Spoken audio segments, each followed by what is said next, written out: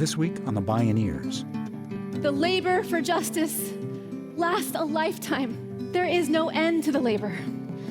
But I've learned that if we labor in love, love for others, love for our opponents, and love for ourselves, then we will last.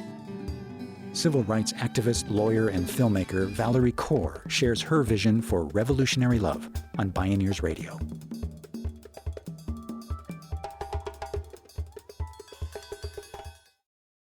Valerie Kaur was born and raised in Clovis, California, where her family had settled as farmers in 1913 and practiced Sikhism, a religion that originated in India.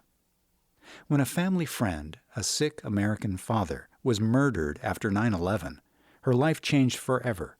She began documenting hate crimes against Sikh and Muslim Americans, which resulted in her first film, the award-winning Divided We Fall.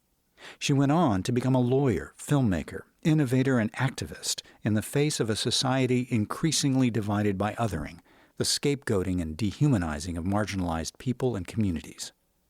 She became a highly influential faith leader in the Sikh community and on the national stage. She emerged as an award-winning scholar and educator, gaining multiple degrees in international relations, media, and religious studies from schools including Harvard, Stanford, and Yale. In the course of her journey, she experienced a revelation that led her to found the Revolutionary Love Project, a journey she shares in her soulful book titled See No Stranger, a memoir and manifesto of revolutionary love.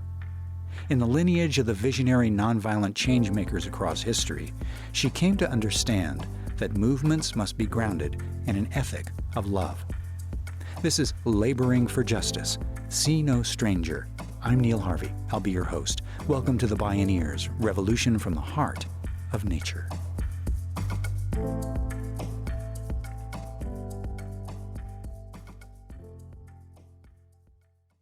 So my story begins in the aftermath of September 11th, in the wake of the horror of those attacks when hate violence erupted on city streets across America. Members of my community were killed. The first person killed in a hate crime after 9/11 was Balbir Singh Sodhi, a Sikh father who was killed in front of his store in Mesa, Arizona, by a man who called himself a patriot. He was a family friend I called uncle.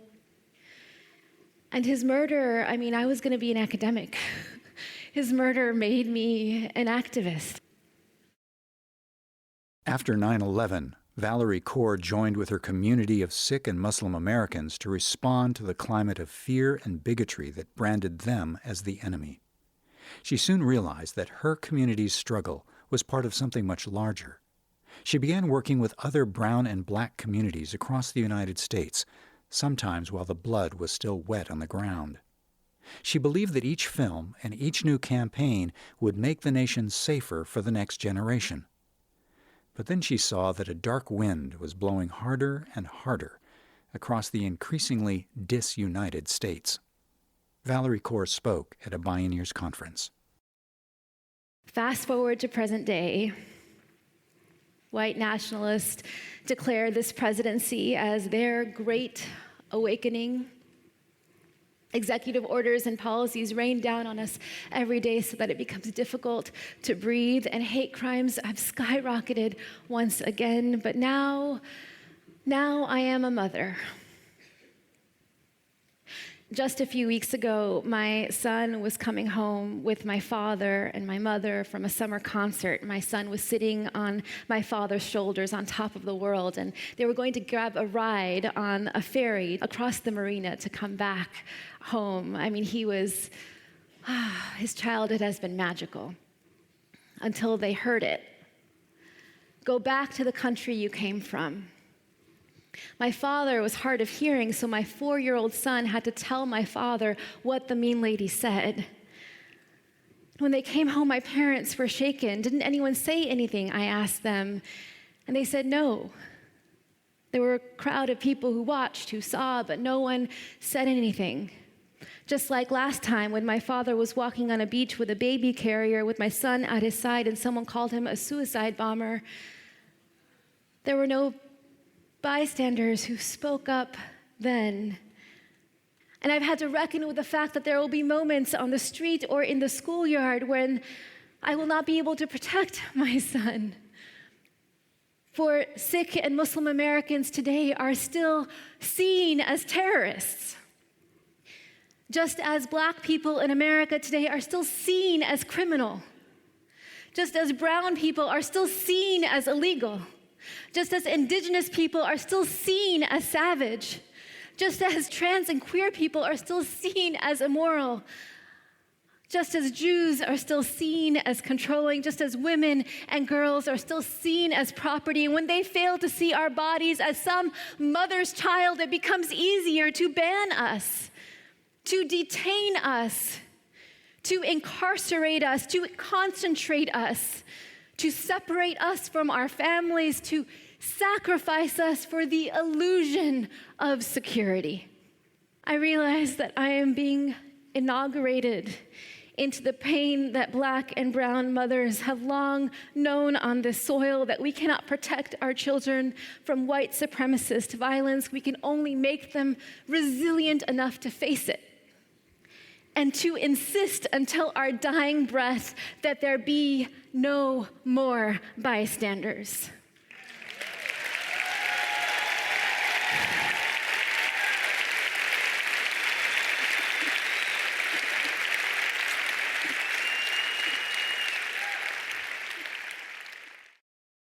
But make no mistake, she says, it's a long, hard road. It's a labor of love. I realized that the last time my body has been in this much pain was when I was on the birthing table. I know some women are nodding. You see, in birthing labor, there is a stage that is the most painful stage. It is the final stage in labor. The body expands to 10 centimeters. The contractions come so fast there is barely time to breathe. It feels like dying. It is called transition. I would not have given it this name. During my transition, I remember the first time the midwife said that she could see the baby's head, but all I could feel was a ring of fire. And I turned to my mother and I said, I can't. My mother had her hand on my forehead. She was whispering in my ear, you are brave. You are brave. You see, this stage called transition, it feels like dying, but it is the stage that precedes the birth of new life. And so birthing as a metaphor has begun to fill my imagination, and it has filled my mind and formed a question in me, a question that I have been asking every single day the last 2 years. What if? What if the darkness in our country right now, in the world right now, is not the darkness of the tomb, but the darkness of the womb? What if our America is not dead, but a country still waiting to be born? What if all of our ancestors who pushed through the fire before us, who survived genocide and colonization, slavery and sexual assault, what if they are standing behind us now, whispering in our ear, you are brave, you are brave? What if this is our time of great transition?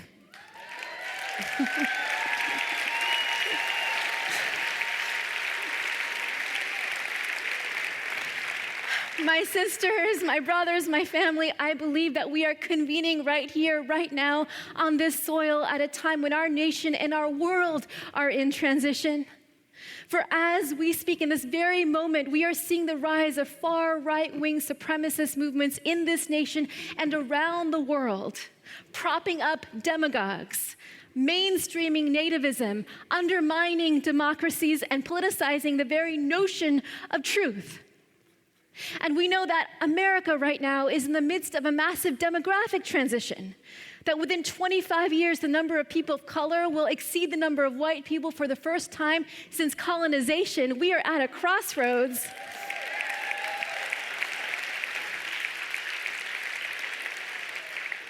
Will we birth a nation that has never been?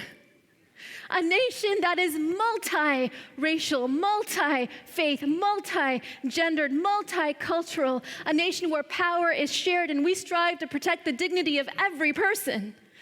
Or will we continue to descend into a kind of civil war? A power struggle with those who want to return America to a past where a certain class of white people hold cultural, economic, and political dominion. Valerie Kaur says the stakes of the choice we make at this crossroads could not be higher. In a world that's unraveling from climate disruption and gaping inequality and a global pandemic, another climate crisis confronts us, the climate of hate and othering.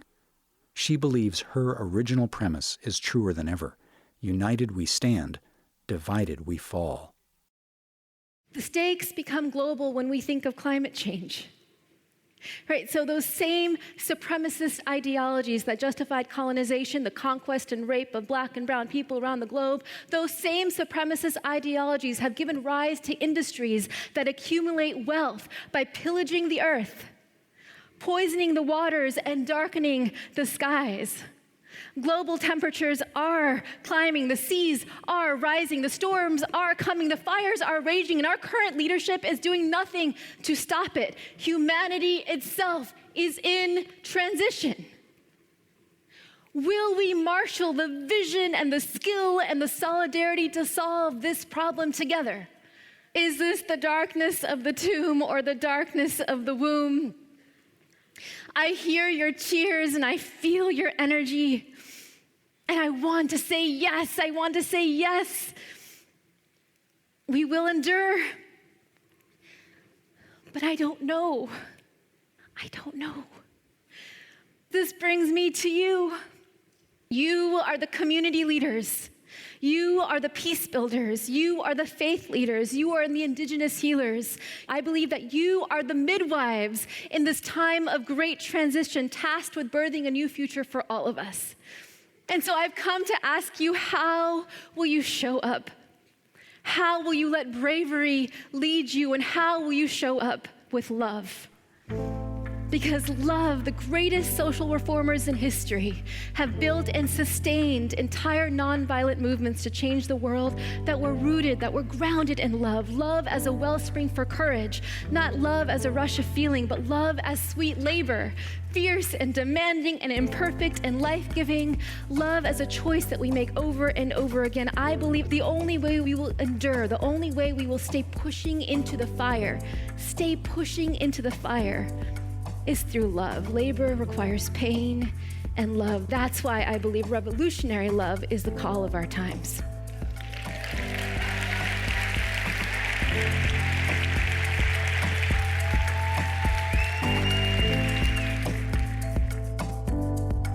For Valerie Kaur, revolutionary love is the call of our times.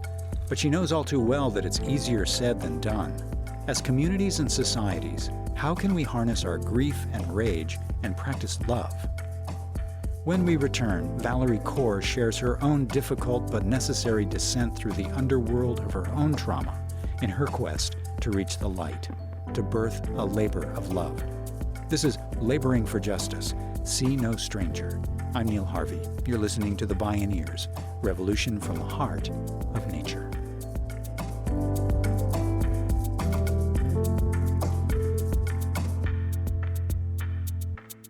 If you love Bioneers Radio and podcasts, it's easy to support us.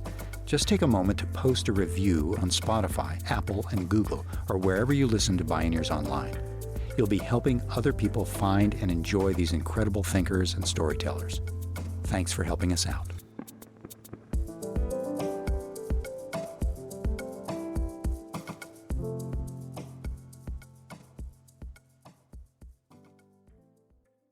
You can see and hear more from Valerie Kaur and explore more Bioneers radio programs, podcasts, and videos online at bioneers.org. For information on attending the National Bioneers Conference and Bioneers events in your area, please visit bioneers.org or call 1-877-BIONEER.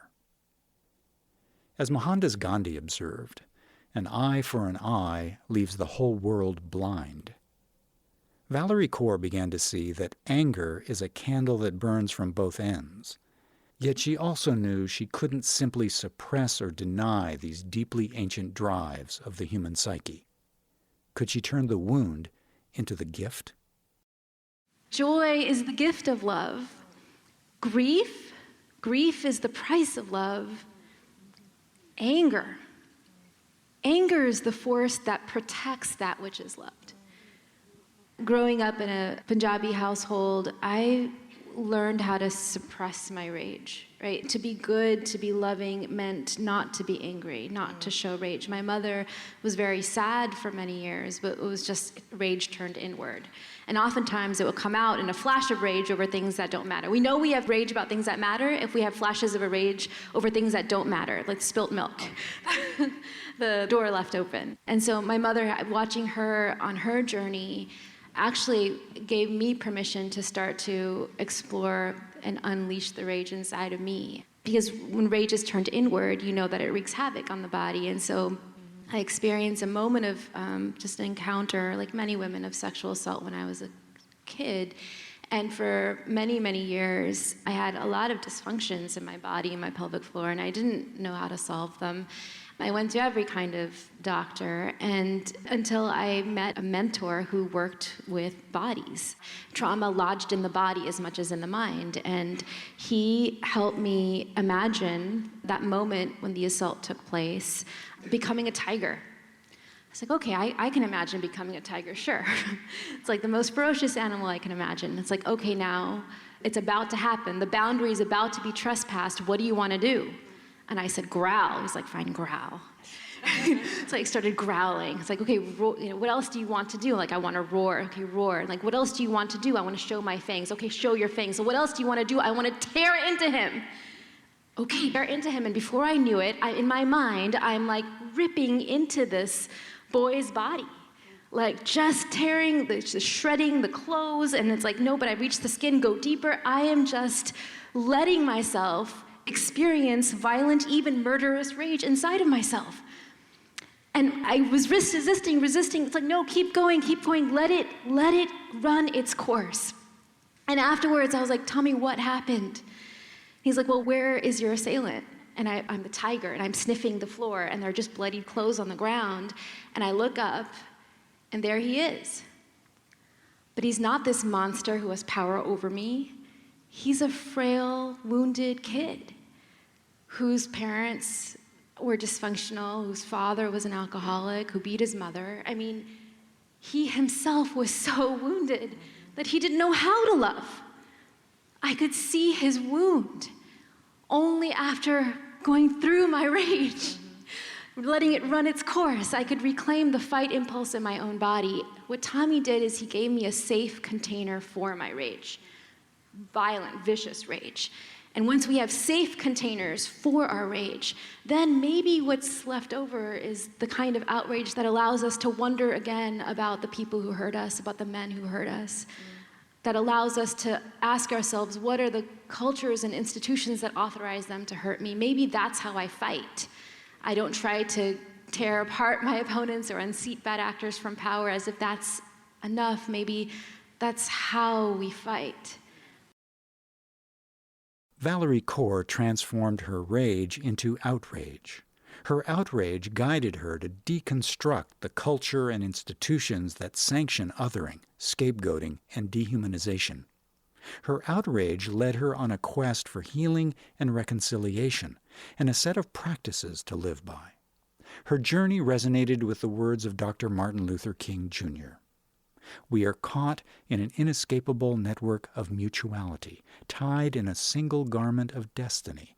Whatever affects one directly affects all indirectly.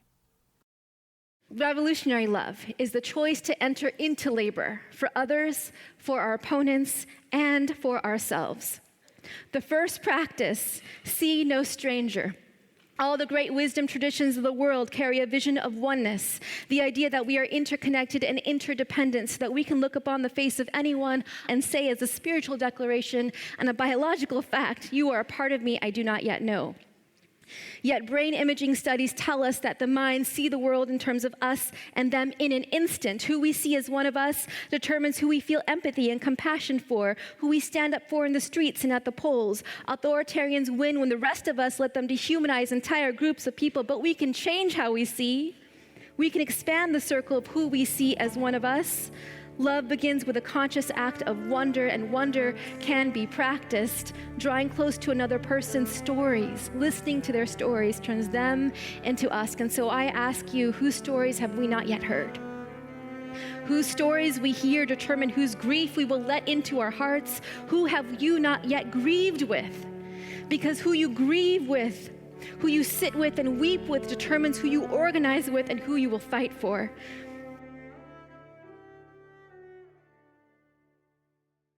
The practice of wonder is the first step. Then she found truly hearing someone else's story and letting their wounds into your heart opens the way to a second practice. Tend the wound. Now, how do we fight even our opponents with love? It's tempting to see our opponents as evil, but I have learned that there are no such thing as monsters in this world. Only human beings who are wounded, people whose insecurities or anxieties or greed or blindness cause them to hurt us, are opponents.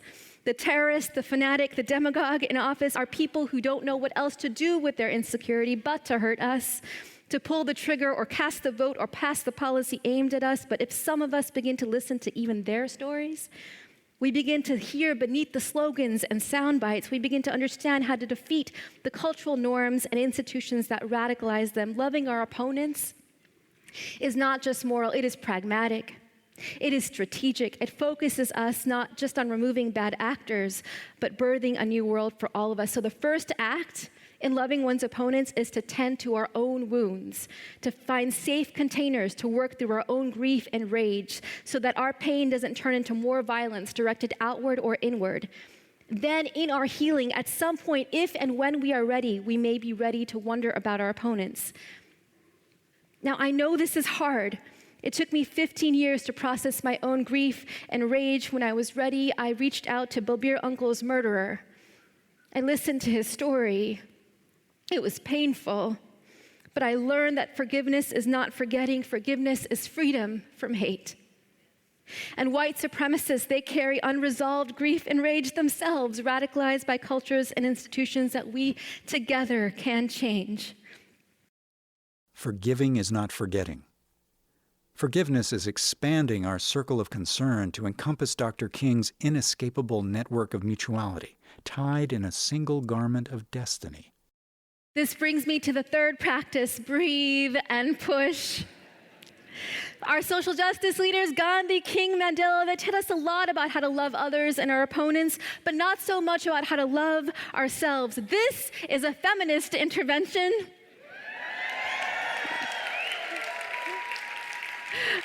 For too long have women and women of color and specifically have been told to suppress our rage and grief in the name of love and forgiveness no more. The movement can no longer happen on our backs or over our dead bodies.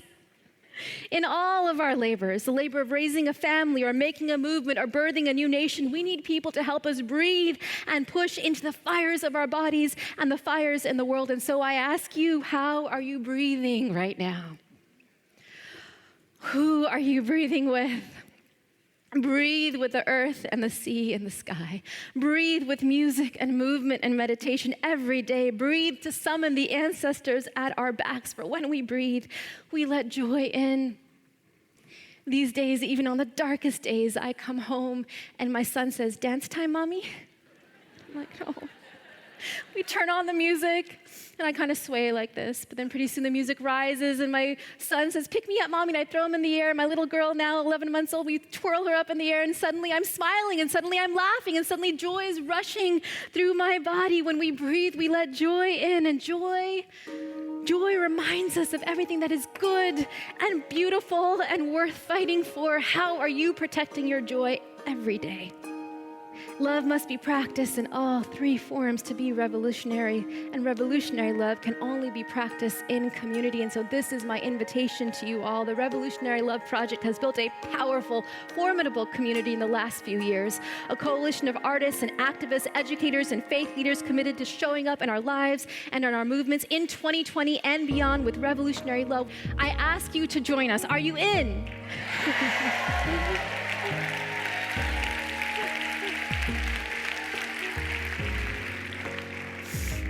Here's the truth. The labor for justice lasts a lifetime. There is no end to the labor. That's what I've learned. But I've learned that if we labor in love, love for others, love for our opponents, and love for ourselves, then we will last. I want to last. Let us last. For someday, we will be somebody's ancestors.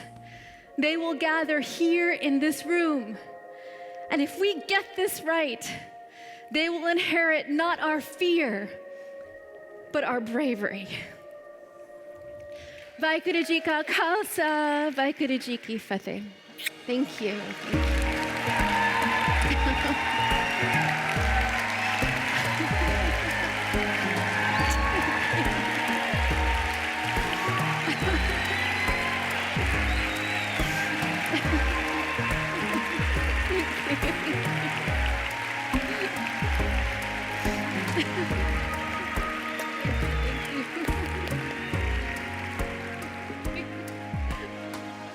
Valerie Kaur, Laboring for Justice, See No Stranger.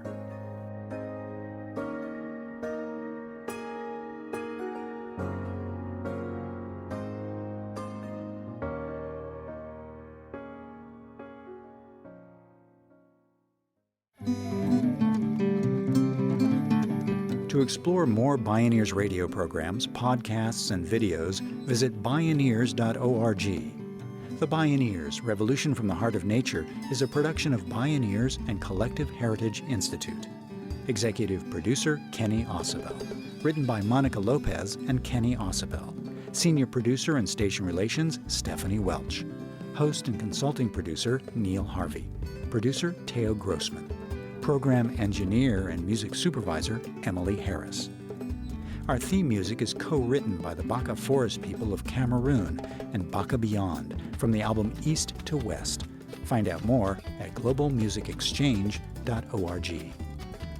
Additional music was made by Edamame at edamamebeats.com, by Radia at apmmusic.com, and by Jamie Sieber at jamiesieber.com. The opinions expressed in the Bioneers Revolution from the Heart of Nature are those of the presenters and are not necessarily those of Bioneers and Collective Heritage Institute, the underwriters, or this radio station. My name is Neil Harvey. Thank you for listening. This is program number 0918.